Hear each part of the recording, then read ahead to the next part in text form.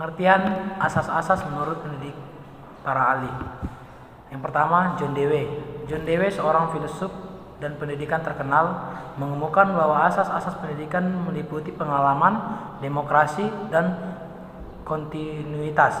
Menurut Dewey, pendidikan harus didasarkan pada pengalaman aktual dan relevan bagi siswa, menciptakan lingkungan demokratis di mana siswa terlibat dalam pengambilan keputusan, dan mendorong adanya kontinuitas antara pengalaman belajar dalam dan di luar sekolah. Jean Piaget. Yang kedua, Jean Piaget. Jean Piaget, seorang psikologi perkembangan, menekankan asas interaksi sosial, konstruktivisme, dan tahapan perkembangan. Menurut Piaget, pendidikan yang harus memberikan kesempatan kepada siswa untuk berinteraksi sosial dan membangun pengetahuan melalui pengalaman langsung. Ia berpendapat bahwa pembelajaran harus disesuaikan dengan tahapan perkembangan kognitif siswa. Yang ketiga, Lev Vygotsky. Lev Vygotsky, seorang psikolog dan ahli teori pembelajaran sosial, menyoroti asas zona perkembangan proksimal, interaksi sosial, dan bahasa. Vygotsky berpendapat bahwa pendidikan harus mengarah pada pengembangan kemampuan siswa melalui kolaborasi dengan orang lain dalam zona perkembangan proksima. Bahasa juga dianggap sebagai alat penting dalam pembelajaran dan perkembangan kognitif. Yang keempat, Paulo Freire. Paulo Freire, seorang pendidik dan filsuf asal Brasil, mengajukan konsep asal kesadaran kritis dan pembebasan. Menurut Freire, pendidikan harus mengembangkan kesadaran kritis siswa terhadap realitas sosial dan ekonomi yang mengelilingi mereka.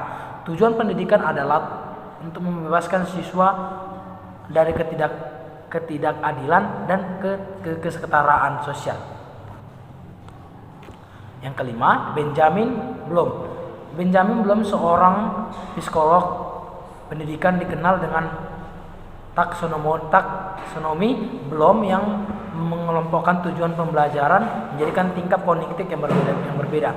Menurut Bloom, asas-asas pendidikan meliputi pembelajaran berpusat pada siswa, pengajaran yang terstruktur, dan evaluasi yang berfokus pada pemahaman dan kemampuan berpikir tingkat tinggi.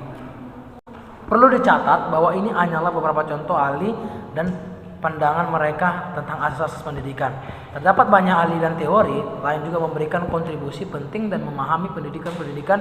Jadi dalam garis besar pengertian, asas-asas pendidikan adalah prinsip-prinsip dasar yang melandasi dalam perencanaan, pelaksanaan, dan evaluasi proses pendidikan. Asas ini mengarahkan tujuan, nilai, metode, dan pendekatan yang digunakan dalam pendidikan.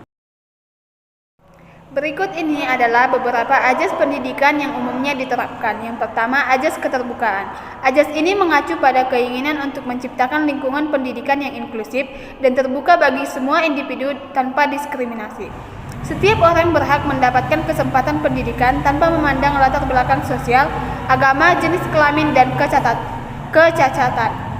Pelaksanaannya menciptakan lingkungan pendidikan yang inklusif, mengakui dan menghormati keragaman individu tanpa diskriminasi berdasarkan faktor seperti latar belakang sosial, agama, jenis kelamin, dan kecacatan. Contoh pelaksanaannya, menyediakan akses pendidikan yang sama bagi semua individu termasuk anak-anak dari kelompok marginal, menghapuskan hambatan fisik dan sosial, serta menyediakan fasilitas dan sumber daya yang dapat diakses oleh semua manusia. Kedua, ajas kesetaraan. Ajas ini menegaskan pentingnya memberikan kesempatan yang setara bagi semua individu dalam pendidikan. Setiap anak memiliki hak yang sama untuk mendapatkan pendidikan yang berkualitas tanpa diskriminasi atau perlakuan yang tidak adil. Pelaksanaannya memberikan kesempatan yang setara bagi semua individu dalam pendidikan tanpa memandang latar belakang atau kondisi mereka. Contoh pelaksanaannya menyediakan dana yang cukup untuk pendidikan publik, menjamin akses pendidikan yang setara untuk semua anak tanpa memandang status sosial atau ekonomi, menghilangkan praktik diskriminatif dalam rekrutmen guru atau penilaian siswa. Ketiga, ajas kebebasan. Ajas ini menekankan pentingnya memberikan kebebasan kepada individu dalam mengembangkan potensi mereka melalui pendidikan. Pendidikan harus memiliki kebebasan untuk memilih jalur pendidikan, mengemukakan pendapat, dan mengembangkan minat yang bakat mereka. Pelaksanaannya mendorong kebebasan individu dalam mengembangkan potensi mereka melalui pendidikan, termasuk kebebasan dan memilih jalur pendidikan, mengemukakan pendapat dan mengembangkan minat dan bakat. Contoh pelaksanaannya menyediakan beragam pilihan kurikulum dan program pendidikan, mendukung pendekatan pembelajaran yang berpusat pada siswa, memberikan ruang dan inisiatif untuk kreativitas siswa dalam proses belajar, serta memfasilitasi partisipasi aktif dalam pengambilan keputusan pendidikan. Keempat, ajas humanisme. Ajas ini menekankan pentingnya menghargai martabat dan potensi setiap individu dalam pendidikan. Pendidikan harus mendorong pengembangan penuh potensi manusia dalam segala aspek kehidupan, termasuk aspek fisik, intelektual, moral, dan emosional. Pelaksanaannya menghargai martabat dan potensi setiap individu dalam pendidikan serta mengupayakan pengembangan potensi manusia dalam segala aspek kehidupan. Contoh pelaksanaannya membangun hubungan yang saling menghormati antara guru dan siswa, memperhatikan kebutuhan dan kepentingan individual siswa dalam pengajaran dan penilaian, serta menyediakan pendidikan yang memperhatikan aspek moral dan emosional. Kelima, ajas kualitas. Ajas ini menuntut bahwa pendidikan harus berkualitas dan relevan dengan kebutuhan individu dan masyarakat. Pendidikan harus memberikan pengetahuan dan keterampilan yang dibutuhkan untuk menghadapi tantangan dunia modern serta membantu individu mencapai potensi maksimal mereka. Pelaksanaannya menjamin pendidikan yang berkualitas dan relevan dengan kebutuhan individu masyarakat. Contoh pelaksanaannya mengembangkan standar pendidikan yang jelas, menyediakan latihan dan pengembangan profesional bagi guru, memantau dan mengevaluasi kualitas pendidikan secara berkala, serta menyediakan fasilitas dan sumber daya yang memadai. Keenam, ajas kemandirian. Ajas ini menekankan pentingnya mengembangkan kemandirian dan tanggung jawab individu dalam pendidikan. Pendidikan harus memberikan kesempatan bagi individu untuk mengembangkan kemampuan berpikir kritis, kreativitas, inisiatif, dan kemampuan mandiri dalam belajar.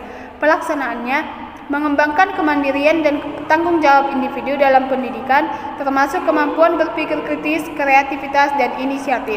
Contoh pelaksanaannya pembelajaran mandiri, metode pengajaran yang terbuka, dan penilaian berbasis proyek. Ketujuh, ajas kontinuitas.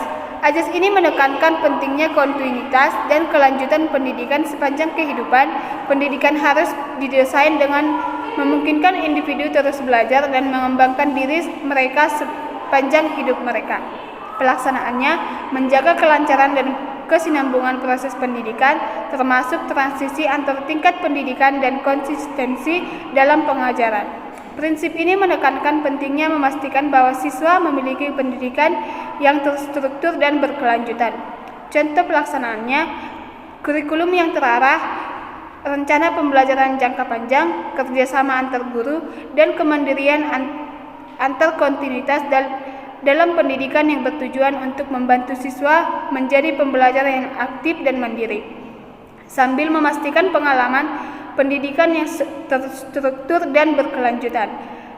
Dalam pelaksanaan pendidikan, ajas-ajas ini harus dijadikan sebagai pedoman untuk menciptakan sistem pendidikan yang inklusif, adil, berkualitas, relevan, dan kebutuhan individu masyarakat.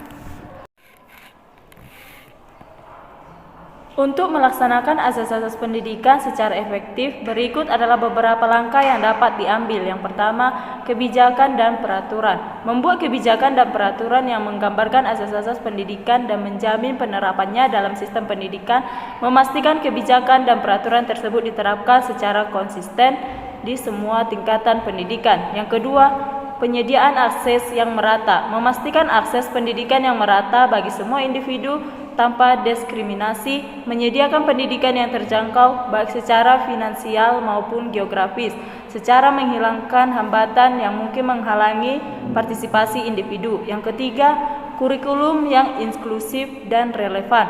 Mengembangkan kurikulum yang mencakup beragam perspektif, budaya, dan kepentingan siswa, menyediakan kurikulum yang relevan dengan kebutuhan dan tuntunan masyarakat, serta mempersiapkan siswa untuk menghadapi tantangan dunia nyata. Yang keempat, pembelajaran berpusat pada siswa. Penerapan pendekatan pembelajaran yang berpusat pada siswa, di mana siswa aktif terlibat dalam proses belajar, menggunakan berbagai metode pembelajaran yang memungkinkan siswa untuk mengembangkan pemahaman yang terampil dan relevan. Yang kelima, pengembangan profesional guru, memberikan pelatihan dan pengembangan profesional kepada guru untuk meningkatkan kualitas pengajaran mereka, mendukung dalam mengadopsi metode pembelajaran yang inovatif, memperbaharui pengetahuan dan keterampilan mereka, serta mendorong refleksi dan kolaborasi. Yang keenam, evaluasi dan pemantauan, melakukan evaluasi dan pemantauan berkala terhadap sistem pendidikan untuk memastikan penerapan asas-asas pendidikan menggunakan berbagai alat evaluasi termasuk tes, penilaian formatif, dan umpan balik siswa untuk mengukur kemajuan untuk kualitas pendidikan secara keseluruhan. Yang ketujuh, partisipasi dan keterlibatan masyarakat, mendorong partisipasi dan keterlibatan aktif masyarakat dalam mengembalikan keputusan pendidikan, menggandeng orang tua, komunitas lokal, dan pemangku kepentingan lainnya, dan merancang dan melaksanakan program pendidikan. Yang kedelapan, penghargaan terhadap bakat dan potensi individual, mengidentifikasi dan menghargai bakat dan potensial individu dalam berbagai bidang termasuk akademik, seni, olahraga, dan keterampilan praktis, menyediakan program pendidikan dan dukungan yang sesuai untuk mengembangkan potensi tersebut. Melaksanakan asas-asas pendidikan membutuhkan komitmen dan kerjasama dari semua pemangku kepentingan, termasuk pemerintah, sekolah, guru, siswa, orang tua, dan masyarakat.